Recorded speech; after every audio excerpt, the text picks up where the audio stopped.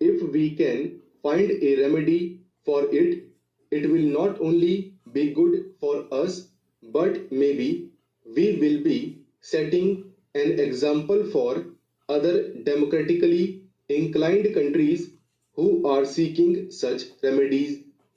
In spite of the fact that Parliament is in continuous session, it is not able to find time to consider in detail all the important matters that come up. We have in fact much less time because we are not in continuous session. I suppose our sessions will inevitably become longer and longer so as to enable us to deal with more and more problems and have more and more discussions. Anyhow, I have stated what the difficulty is at present.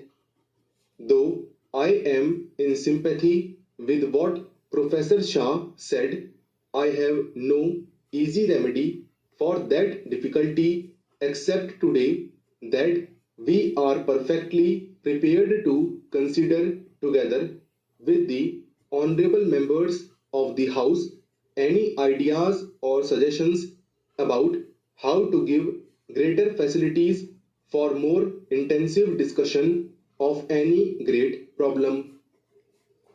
An honorable member referred to the budget speech as being directly or indirectly a survey of all manner of problems, domestic, international, economic, foreign, etc. The House can hardly expect the Finance Minister's budget speech to be a survey of all these tremendous problems, although they have no doubt some bearing on the budget.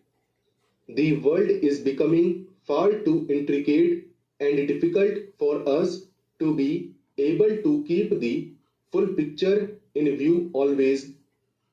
As I listened to the honorable member who spoke just now, I was wondering whether we had the larger picture in mind or were getting lost in few minor and secondary matters.